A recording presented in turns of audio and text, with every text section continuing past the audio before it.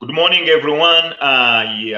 Really, I'm so excited and very jubilant this morning with our students from Utah Valley University Black Student Union and our community volunteer leader, Mr. Arvin.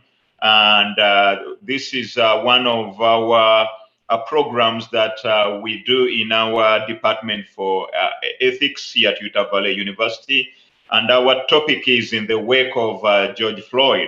And I wanted to emphasize that a lot has happened in this era. In more than 150 years since the end of Civil War, slavery was characterized by an oppressive and dehumanizing system that treated Black people as property to be bought, branded, sold, raped, beaten, and murdered. White supremacy and the culture it bred hundreds of years ago, it's still with us today. There has been a lot of mass incarceration, income inequality, housing and food insecurity, disparities in access to quality education, and a tremendous wealth gap repressed by so many tools of oppression, segregation, and second-class citizenship has been rampant within our Black communities here in Utah and in other states. But ladies and gentlemen, I want to bring to your attention the critical three lessons that I've learned since the murder of George Floyd. And as I go through this with you, I want you to pay attention and ponder and reflect within yourselves what has become of our society. One, I have come to really understand and learn that the work isn't over. The end of Civil War in 1865 might have culminated all what happened with those movements. Barack Obama winning the 2000 presidential elections are all watershed moments in American history. But the white supremacy culture and its monstrous offspring of racism still exists within our day. From Trayvon Martin to Tamil Rice to Sandra Bland and to Breanna Taylor, Black people are still being lynched. As a matter of fact, we can find noses around the neck are no longer necessary, but when a foot will do, jails and prisons are disproportionately filled with Black men and Black children, are routinely robbed of the equality of education that they need to have. Black people by far and large have less access to quality health care while also suffering inadequately from lower wages and less wealth than their white counterparts. Housing insecurity and the fear of being homeless are monsters that regularly and continually haunt our fellow Black communities. Until we get our house in order by exterminating the termites and the cockroaches known as the supremacist groups and the racial injustices, the foundation of our homes, the United States of America, will never be stable. Number two, our attention spans most from the rage and the heartbreak of the murder of George Floyd. And that should continue to linger within our hearts. Our stomach hurts and our heads burn. That excruciating moment of the 8 minutes and 40 seconds of a slow march to a painful death should outlast it, as that injustice always finds a way to combat the steps we take to move forward. There have been a lot of protests, vigils, and memos are powerful forms of us to fight back, but we need to do more. We need to sensitize our communities. We need to do a lot by teaching and amplifying the lessons that we have learned. The work towards justice and equality is the long and arduous task of fixing our systems and being vigilant in keeping them just, which means we have to continue. We can do better and so much better, but we must trust the system of our institution that can humble ourselves and acknowledge the mistakes that have been committed in learning, in growing, and committing ourselves to the uphill battle of advancing racial justice. Can you? Can we all? I'm inviting everyone to owe that to us and to the 4 million enslaved people during that era of 1865. And we owe it to that man, ladies and gentlemen, George Floyd, for the last 8 minutes of his life fighting for his human rights to breathe in a country that loved him so much, but in a country that betrayed him at last. And so, my dear friends, let us always know and learn from the mistakes of the past and not repeat those again. Thank you very much. And now I'd like to call upon our volunteer community leader, Mr. Arvin, to take part in this student panel discussion. Mr. Arvin? Yes, sir. Thank you so much for having me on this. After watching the debate last night, it just so much resurfaced by how much is being downplayed, the abuse that's being put on our communities, and the money that's being spent in some ways, like with Breanna Taylor's family being so-called awarded $12 million, but that can't buy a life back. And all of this has brought awareness to the climate of what's going on in our communities and in other communities with Black people who are in them. And when I say our communities, I'm, in the neighborhoods that's predominantly Black, but when we go outside of our communities, it's even worse because we're being treated like we don't belong in a lot of places, and we're being constantly questioned why we're in a lot of places. I moved to Utah 2 years ago, and I've been asked how long will I be here and stuff like that. And some of it I know is just blatant ignorance, but by the same token, it's no excuse. That's not my fault that others are ignorant. And I just don't know how soon something will be done, because we've been battling this for a very long time, and it hurt. But as a man, I had to watch George Floyd be murdered by another so-called man who exercised his power on a whole nother level. And the same thing with Breanna Taylor. And all this marching and protesting is bringing attention to it, but that needs to be turned from protest into policy. People need to know the right moves that they need to make to bring about a change, because wearing T-shirts and pumping your fists in the air and crying and screaming out Black Lives Matter isn't stopping the murderers. It's not stopping these things from happening. And it wasn't until this cry was heard worldwide that it started to get so many more people's attention. And I'm glad that other ethnicities are starting to join the movement and everything, but this is bigger than simply Black Lives Matter. Human rights, basic human rights are being violated on a whole nother level. And these people aren't even being charged. The guy that murdered Mike Brown in St. Louis, where I'm from, on the street that I used to live, you don't hear about him anymore. What's going to happen to the cop that just killed Mr. Floyd? And these people just go away, and they're protected by the government, and some of the sentiments that are being heard in these debates and in these meetings and whatnot is like blatant disrespect. And I believe collectively as a people, and I don't mean just as a Black people, just people in general, collectively, I believe we can do something, but human rights need to be respected and brought to the forefront. Thank you very much, Arvin, for that compassionate plea and information and discussion. We would now like to call our student, Melanie Griffin. Melanie, please share your thoughts and feelings about this topic. Yeah, I definitely agree everything with Arvin saying. It's hurt me. It's hurt me big time, once, especially in the summer with, everything going on with, George Floyd and Breanna Taylor. And I've seen how a lot of people have made it a trend. So once the trend's over, everyone goes back to normal, right? But it's important to know that our lives are not trends. Our lives do matter, and that is more than just a time period thing. So it's definitely been a toll on, I feel like, students too in general, especially here at Utah Valley, where there's not many of us, and where we sometimes will feel like we're the only one on campus, but just how how important it is right now for us as a community to come together. We got the opportunity actually last week to speak with the police training the students at UVU, so those that will be going out into the field.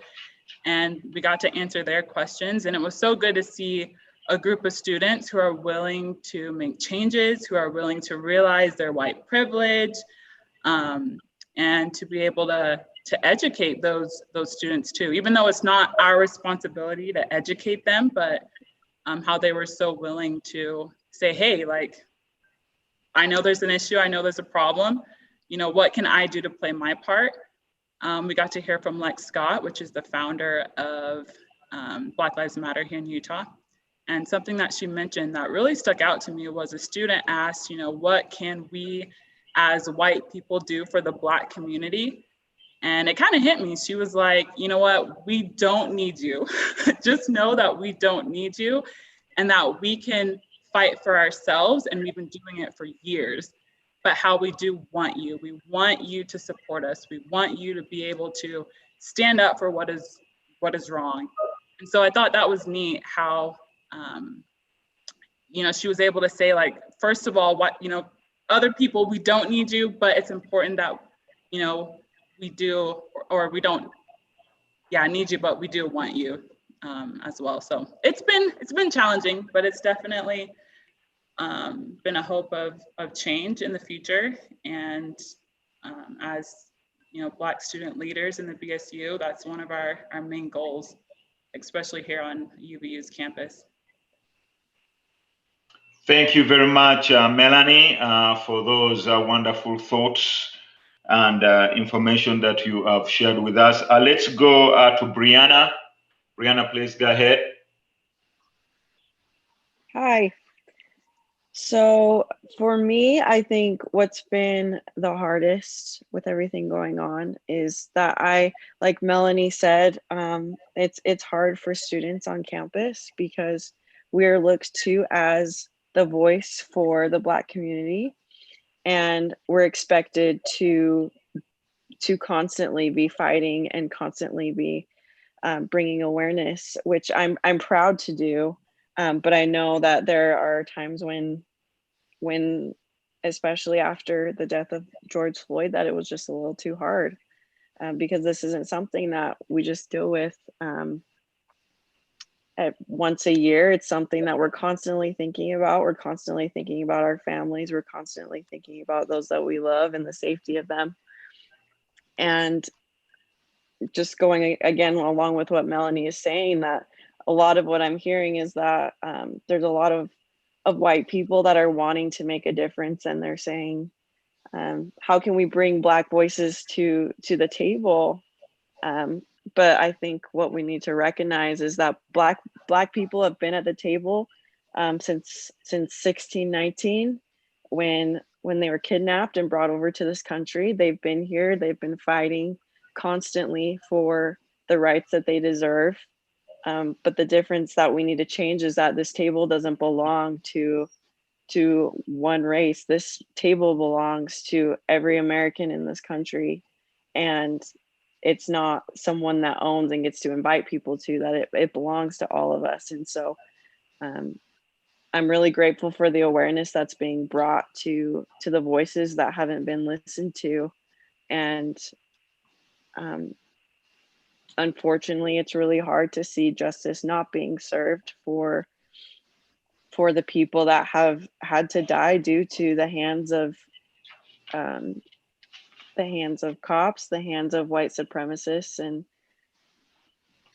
it can be really difficult, but I know that as a people, we can vote for leaders that will make changes. We can fight for policies that will make change, and we ourselves can continue to bring awareness to the struggles that we're facing.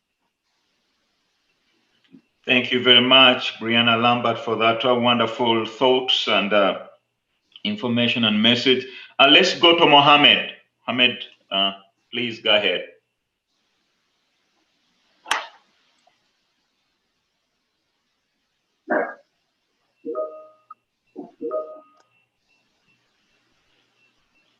Is Mohammed with us? Okay, if Mohammed is not with us, let's jump to Destiny. Destiny Perkins, please go ahead. Okay, also Destiny is not with us. And so having said all of those thoughts and sentiments, where do we go from here? How do we resolve the rage, the misunderstanding that is happening in our communities of color?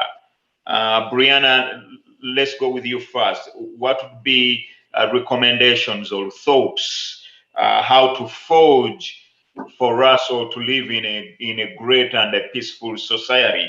What are 2 or 3 things that you can highlight that we can do? I think first, educating yourself and not expecting someone to educate you. Doing your own research, reading books by Black authors,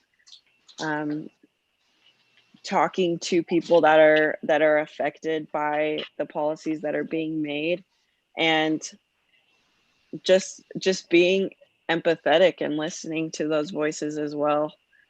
It's really easy to get stuck in our own head and think this isn't affecting me, and so it's not real. But I think if you're willing to educate yourself and seek out the resources that are available to all of us, there's hundreds and hundreds of books, movies, podcasts about Black history and about policies that are currently still in use that can help us to make changes. And so I think first of all, just taking the time to educate yourself. As well, I think being an educated voter, looking at the policies that the people that are being elected support, and also calling your senators, calling your local officials, and letting them know what you expect of them and the policies that you want to see change is something that all of us have the right to do, and I don't think enough of us are doing it. So being an educated voter and citizen, and even just using the right that we have to vote makes a huge difference in our communities. I think a lot of times we are complaining about the things that are happening, but a lot of times the people that are enforcing these things are elected officials. So let's make changes to get those people out and get people that are going to make safe changes. Thank you very much, Breanna. I would like now at this point to call upon Israel Hailing, one of our student leaders, well, to come and share his thoughts and information. Mr. Israel, are you there? Yes, I'm here.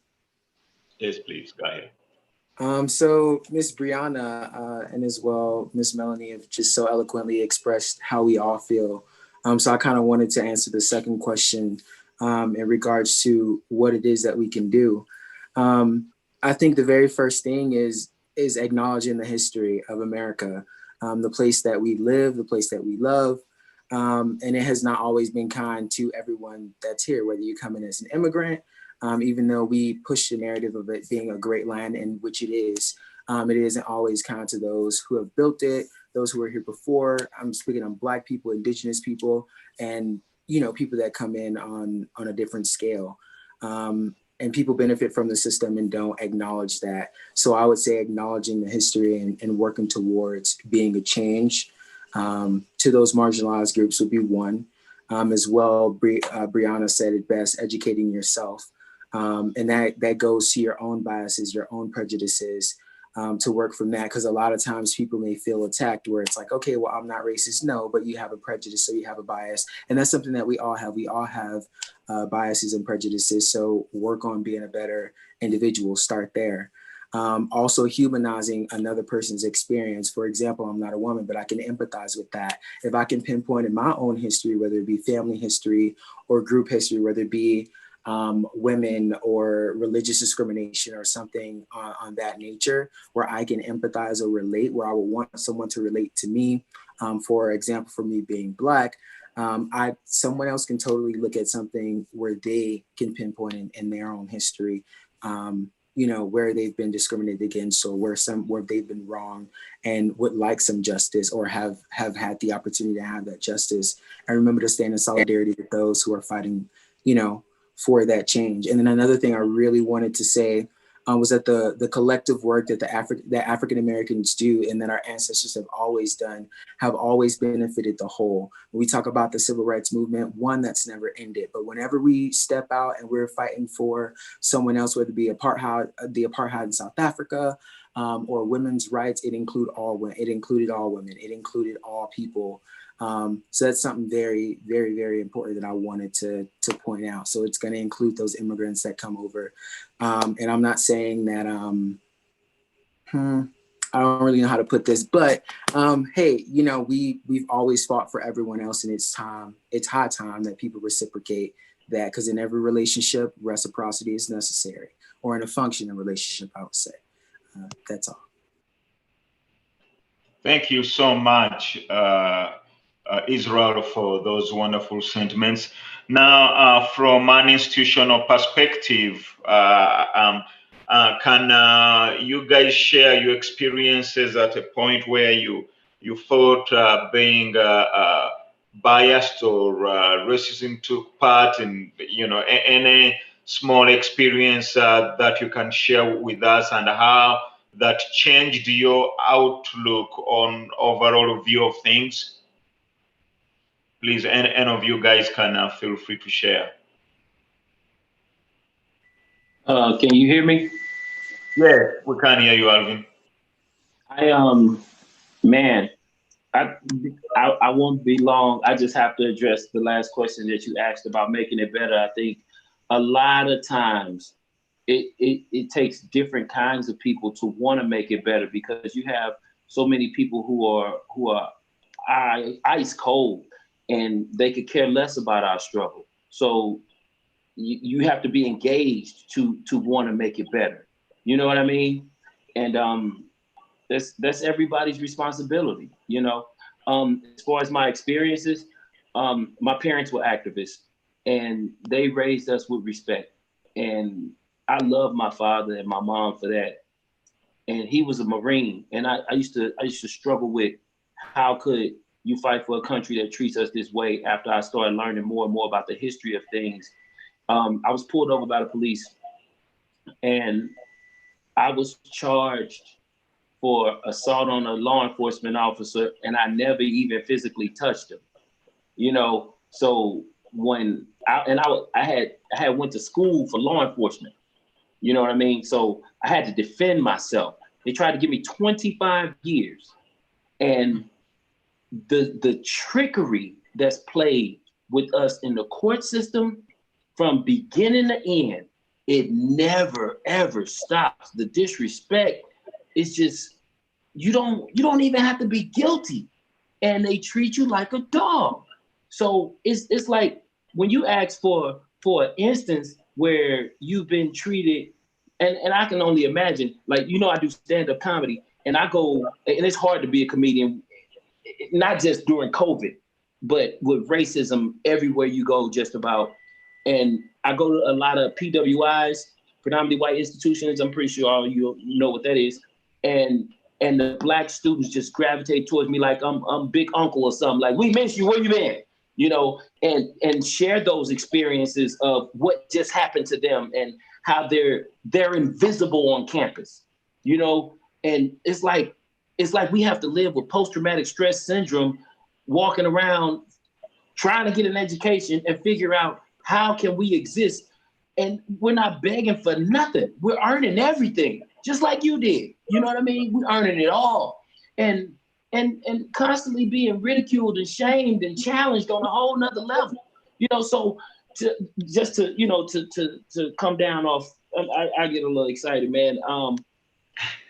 It happens so often that it's hard to pick which instance you felt some kind of way about, because it happened from the smallest to the largest, to people who think they're important and you're not even thinking about them, like they don't even matter.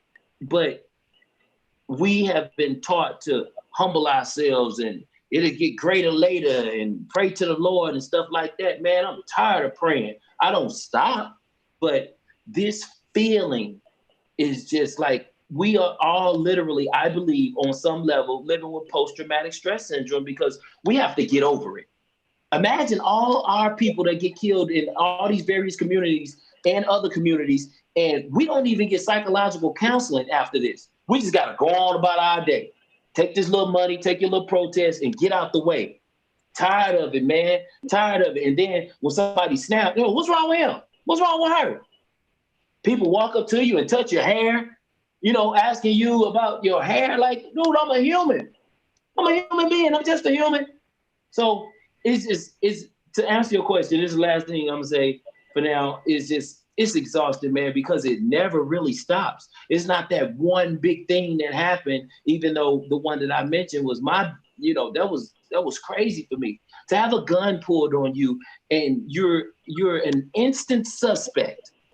I'm coming out of a science center, but I look like a suspect that just robbed a store. So they rob the stores and they want to check out some science hypotheses and stuff like that. Really, a lot of these people aren't even using common sense.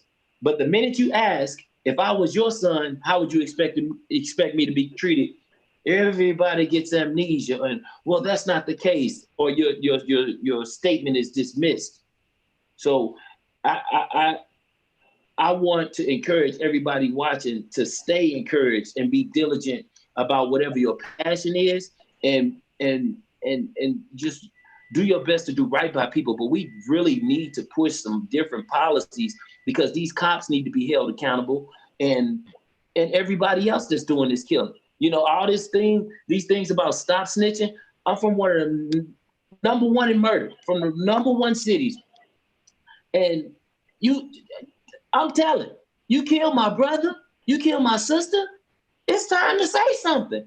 I don't know who came up with stop snitching, but I bet you it was somebody that was trying to keep from being told on. Our people are dying and doing numbers, man, and it's crazy. That's all I want to say. Thank you very much, Arvin, for sharing that passionate plea. Any other panelists that want to share with us an experience or experiences that happened that may bring awareness and how that made a turnaround of your life around? Please go ahead. Yeah, I do, David. First of all, Arvin, you just made my blood pressure go. I'm like, man. But Arvin's awesome. I don't know if he remembers me, but I met him on set on Studio C. And it was just so great to see another Black person on set there. So he's amazing. But thank you. Yeah, definitely.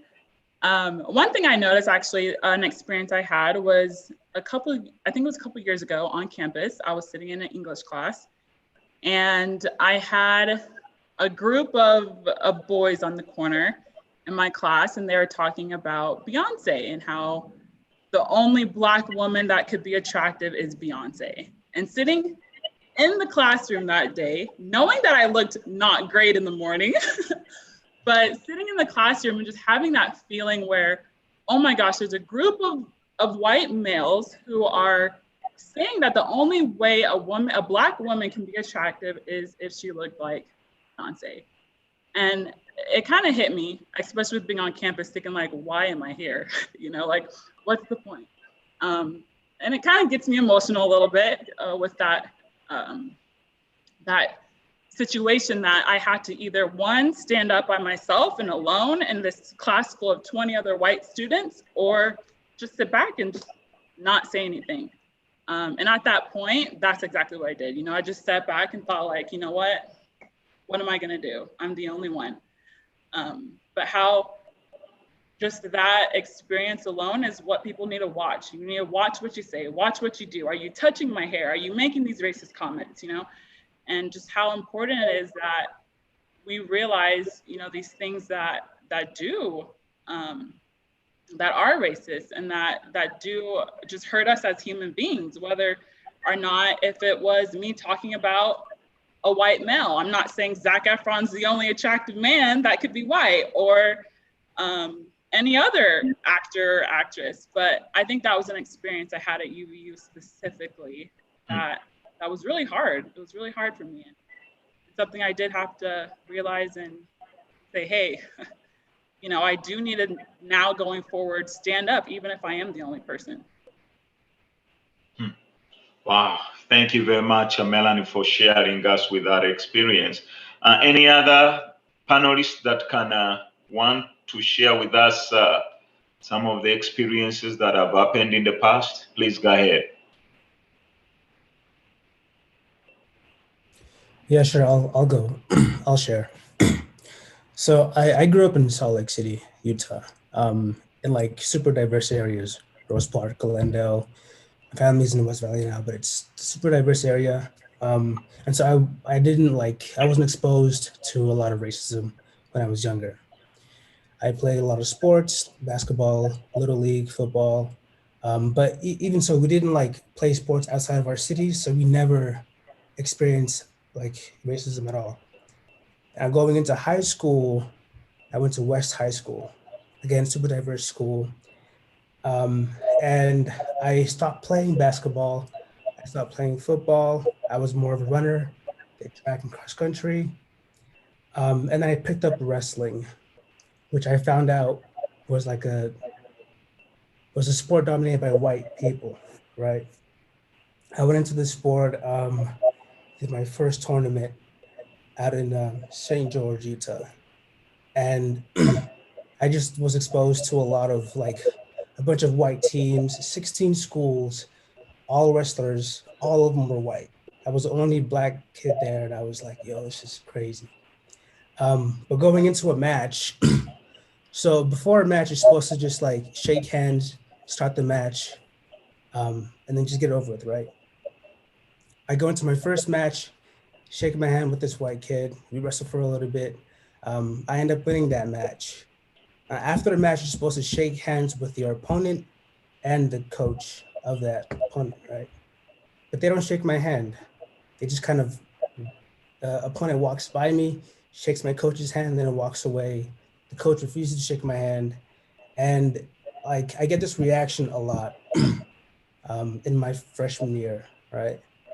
And that kind of like, just made me think, like, why wouldn't they shake my hand? I don't understand. Like, I won fairly, right?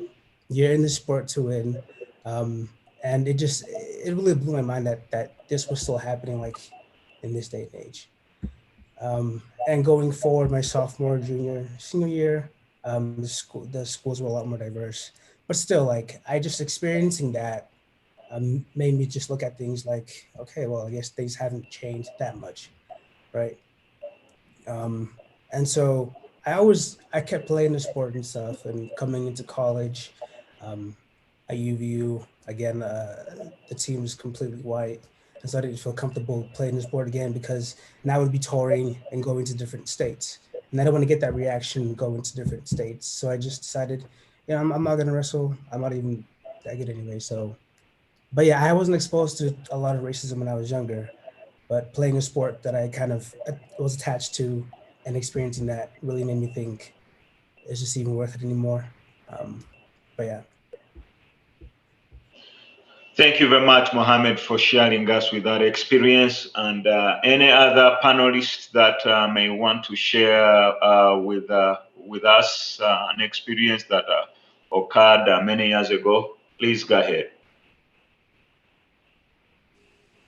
I didn't necessarily want to share an experience, but listening to Mohammad, Breanna, Mr. Arvin, Melanie, I just kind of wanted to point out that a lot of these things that they're talking about are micro invalidations, micro assaults, micro insults, like on a person or on another human being, whether it's like explicitly verbal or nonverbal. These are like attacks on like Black people or people of color to discredit them.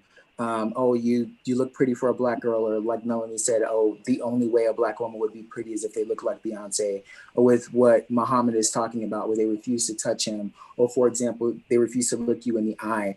That's a micro assault or a micro insult, So these things come in different forms, and it isn't always overt. And I think that we've moved to a time where a lot of things are aren't as overt because it's known that it's frowned upon depending on where you live or where you are. I just think it's very important whenever we talk about these things to name the systems, because being Black is not a barrier. Being a woman is not a barrier. It's like the patriarchy, it's white supremacy, it's these systems, these racist systems that have been put in place, or even micro invalidations or things that are instilled in you, prejudices that make you react the way that you do to a person that's different from you. Thank you very much, Israel, for sharing us with that. Now, perhaps one last question that I'd like to ask our panelists to address is our Black Lives Movement and our other organizations and movements that are coming up to create awareness to the ills and wrongs that have happened to our communities of color. Do you feel, in your own assessment, they are realizing their dreams, they are reaching their goals, they are advocating for more and their potential? Should they do more? What's your overall analysis and experience about the organizations that are fighting for justice for us all? And anyone can answer this. Yes, go ahead, Israel. Okay, I would like to go. I think, in my personal opinion, especially when we talk about a lot of these organizations, a lot of them are Black.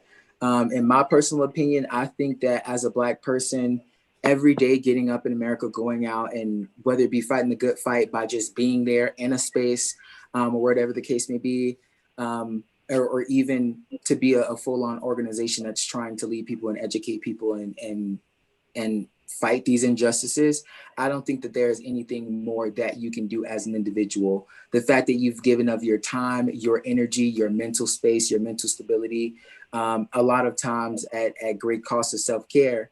I personally never say that what you do isn't enough, because I don't know what all it took for you to get through that day, to get through that moment, that rally, whether it be a podcast, no matter what it is, or even to get through a conversation with someone else. So I always feel like whatever you're doing is enough. The fact that you are getting out there and using your voice, using your life, I think that that's all you can ask for, someone else can ask for, or do the same thing. Thank you very much, Israel. Anyone else? I like that young man.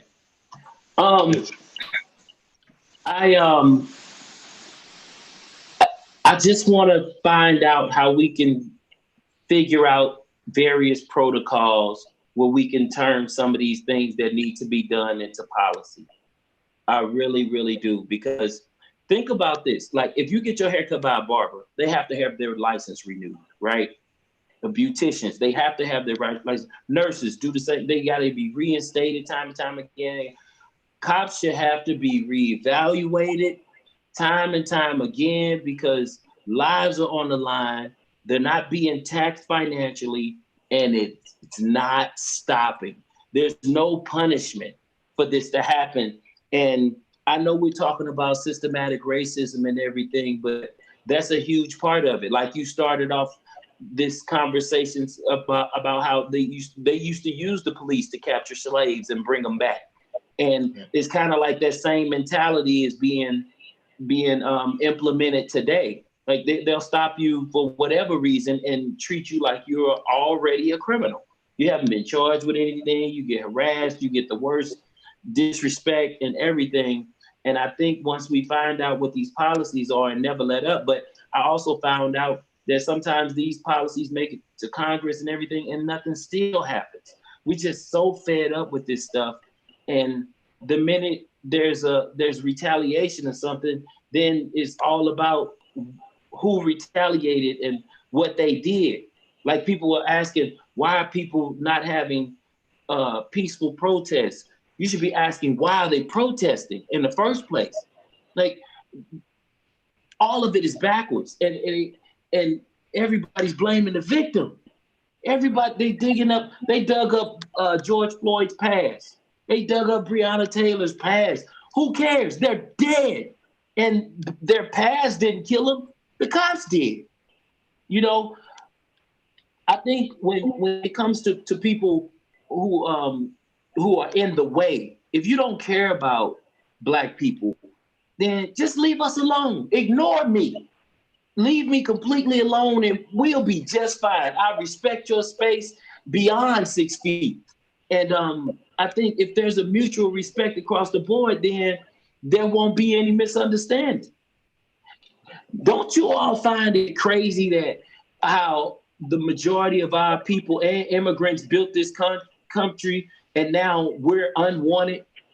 How can you be so racist that you don't want me here, but my ancestors created the air conditioner, the cell phone, the ironing board, all these things that you benefit from, now I'm in the way.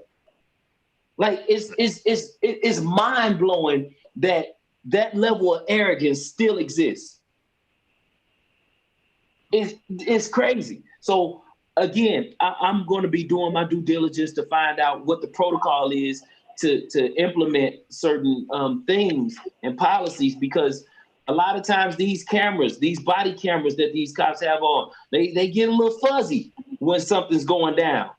The footage is edited and all of this. Like, come on, man. It's not a cartoon. People are dying. People are dying. So I know some people don't vote because they don't feel like our votes matter. We can't just throw in the towel and give up because we still don't know. But I just want to know, I'm reaching out to Maxine Waters as soon as I can. I hope, I'm pretty sure she'll get back. She was real good friends with my mentor, Dick Gregory, and that man was, oh my goodness, he was powerful. He wrote some pretty good books, just to put it out there if y'all want to read some. But I want to find out what the protocol is for getting policies implemented, because we shouldn't be afraid to go out at night or be pulled over or anything. We want to be treated just like everybody else, and that's all we're asking. Yeah. Thank you very much, Mr. Arvin. Any other panelists that want to share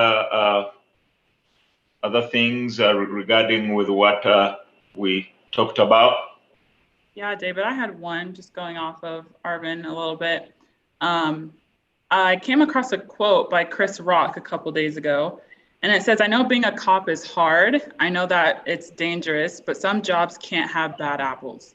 Some jobs, everybody got to be good. Like pilots, American Airlines, they can't be like most of our pilots like to land. We just got a few bad pilots that like to crash into mountains." And I think that's true. There are some jobs where you can't have a bad apple. It can't be, oh, most cops are good. We just have a few bad ones. Those are the bad ones that are out there, doing all that. Like, no, this is a job where lives are on the line, where we can't afford to have a cop that is bad, and that we do have to change the policies and the procedures and how police are trained, and how that has to be a complete turnaround going forward. And I think that's mainly like our fight is we can't afford to have just one bad cop, two bad cops, a few. Like this is a job where that can't happen, just like pilots. We can't have bad pilots. If most pilots are bad, are we going to go out and fly, take a flight? No, not at all. So. And I want to say one more thing. Melanie, thank you for all those compliments you gave me. And you are beautiful. I can understand how that could bother you a little bit psychologically, but a lot of people don't know your work or mine or ours. You know what I mean? Like I think it's kind of funny that some people don't know any better. Like I know it's a lot of projection going on, and people do stuff like that intentionally to hurt you. But we built better than that. We are built. I was on stage. Oh, this is one of those instances you were talking about, David. I was on stage on a cruise, and I wasn't 5 minutes into my, I guess I could have been about 10 minutes into my set, and I was killing. And a white guy in the front row said, "Dance, monkey, dance." And I stopped and I said, "What did you say?" And he repeated it. And I had just come from my cabin before I went to the show, and I was reading Black Wall Street. And in the introduction of Black Wall Street, they talk about how the police chief or the sheriff, he was black, was instructed not to arrest any white person for anything that they did. So that's the first thing I thought about when he said dance monkey dance a second time. And I was like, my ancestors dealt with way worse than name calling. And I know what you're trying to do. You're trying to provoke me and get me to act like a monkey so I can lose this job. I'm getting paid traveling all over the world, and that's not going to happen. I'm better than that. And I told you that to let you know that people do stuff like that to invoke and just incite and stuff like that. But we are playing chess right now. It's not checkers. You can't be moved by name calling or insults that are meant to ruin your day or your way of thinking. I don't know if it's a biblical reason why we're being treated this way or what, but we are the most resilient people, you know, and especially during this time, we just to have to stay that way, it is extremely tiring. But I want to encourage everybody on here and anybody that's watching this, don't give up. Stay inspired and keep reading, keep fighting, and keep believing in that there are good people. One of my best friends is a cop, and he a brother, and he deals with it all. So I just want to say I love you all. If you ever want to connect while I'm here in Utah, and we could sit down and have some, just we could eat. I like to eat, but that's how we, and that, because you know that's how we love in our culture. So I would love to get together, and it doesn't have to be at a rally or anything. Like we need some community. We need community, and I believe that's where it all starts. People are built. Hate isn't you have to train people to hate. That comes from their homes. So shame on them. I'm going to spend my time educating myself and loving people. And that's all I want to say right now. Correct. Thank you very much. Definitely, Arvin. Yeah, we are going to connect with our DSU students and have a lunch, or also would one of these days we'll invite you to do a session to our students about your career and your experience, and kind of be one of our key motivation speaker sometime before the semester wraps up. So we really appreciate that. And we are almost coming to the closure of our panel discussion. And is there anyone else that wants to give a few last-minute remarks before I jump into the discussion and draw a conclusion? Anyone else that wants to say something that is burning or yearning on his or her heart, please say it. I just wanted to give a quote too. I feel like Mr. Arvin has already said something similar, but it's something that I carry with me in my spirit. And it's a quote by Nikita Gill, and it says, "Your ancestors did not survive everything that nearly ended them for you to shrink yourself to make someone else comfortable. This sacrifice is your war cry. Be loud and be everything and make them proud." Us being here, being alive, whether we show up, whether we loud, whether we silent, whether we speak up, whether we don't, that in itself, us being here and are in this space, wherever we are, is our war cry. We are our war cry. That's all I have to say. Right. Thank you very much, Ms. Israel. That's pretty good quote. You'll have to send it to me and plaster it on my office wall. It's really beautiful. Anyone else wants to say something last minute?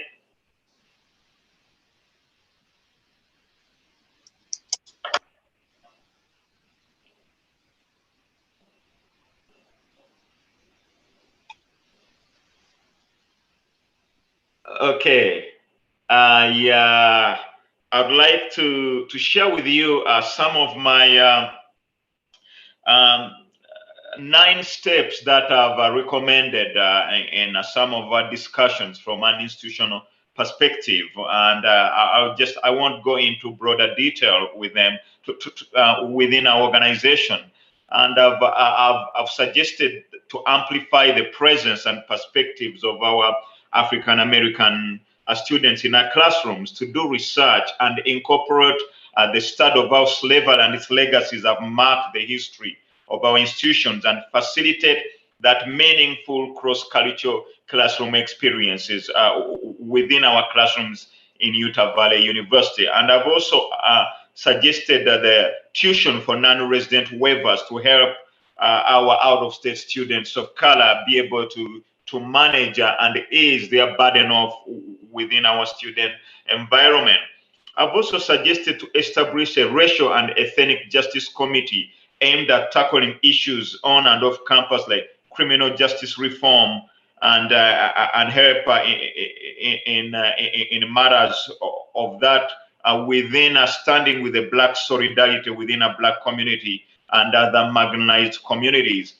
I've also suggested to relocate funding and time to multicultural organizations to combat racial injustices and to increase programming surrounding anti-racism, and use those positions of power to donate more to Black causes within our organizations, and so that those organizations can also confront their own racism.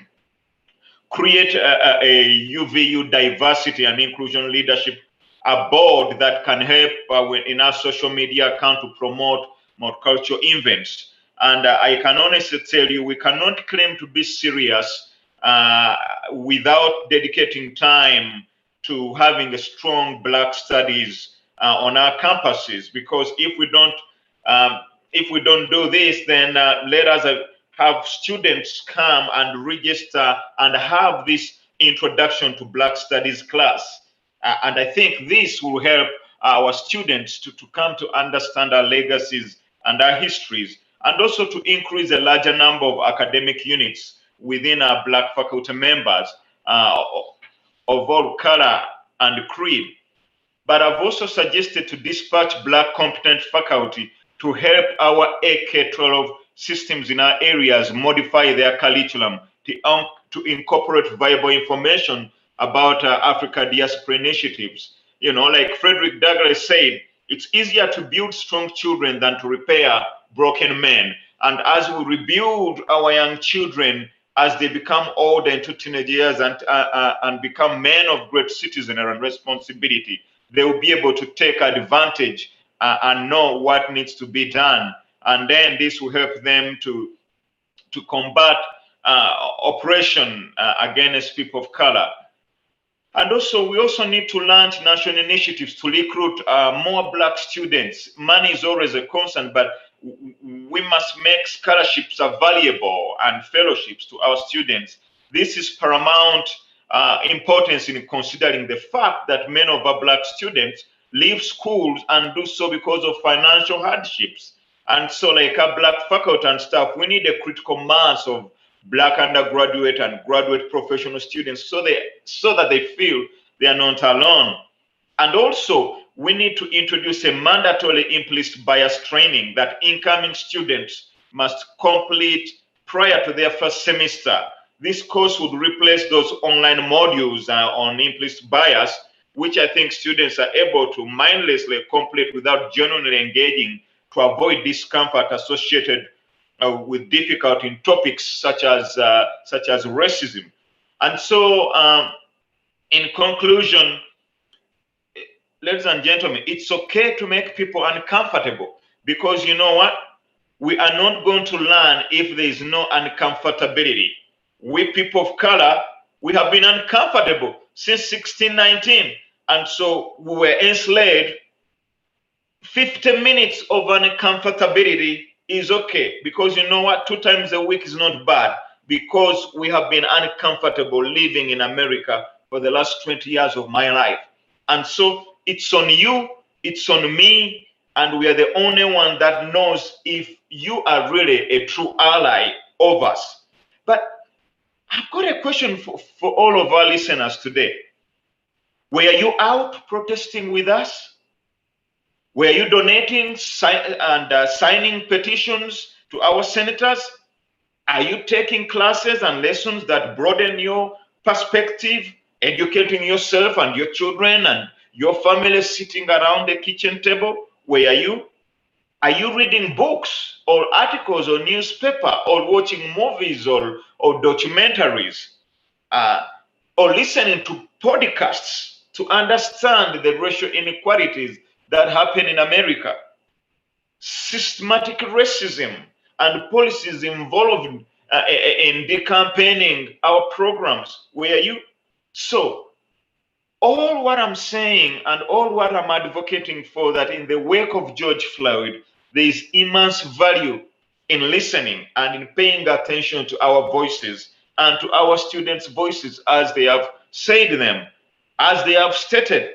And so we have the power and the authority to make difference in advocating for greater diversity and supporting our Black students. However, it is also responsibility for our non-Black students and allies to pursue and act upon information that make our organizations better place. These Black voices, ladies and gentlemen, now they have spoken. It's up to you to listen and respond. It's not easy for you to ignore these things if you're not experiencing it. And that's not really fair, because if you ignore these things that we have said and that our students and our community leaders have said, you are technically playing into the hands of the oppressor and what has become of the oppressor. And so, ladies and gentlemen, I would like to thank very much Brian Batch, who is the director for our Center for Ethics Studies, and his team for hosting us and for inviting us to participate in the 2020 Ethics Awareness Week. And I thank Breanna Lambert, Melanie Griffin, Arvin Mitchell, Israel Hearing, Mohammad Eftin for being with us on our as a powerhouse for our Ethics 2020 Student Awareness Symposium. I thank you so much, and from the bottom of my heart, and also thank the Utah Valley University Multicultural Center and the Africa Diaspora Initiative for allowing us and for sponsoring us and for helping us create this awareness and speaking out of the predicaments of what has happened to our students of color and to our communities of color. Rise up and don't give up and don't surrender, because we know at the end of the day we will be victorious, and then the sun will come to pass, and then we will always be in unity and in one solidarity for us all. Thank you very much, Dr. Brian Batch. I thank you very much once again on behalf of our students and part of our several departments that have co-joined and partnered with us. And thank you very much also from your team behind that doing all what they did to make this 2020 Ethics Symposium a very success. Thank you very much, and we are really very, very, very, very happy. Thank you very much. We appreciate it.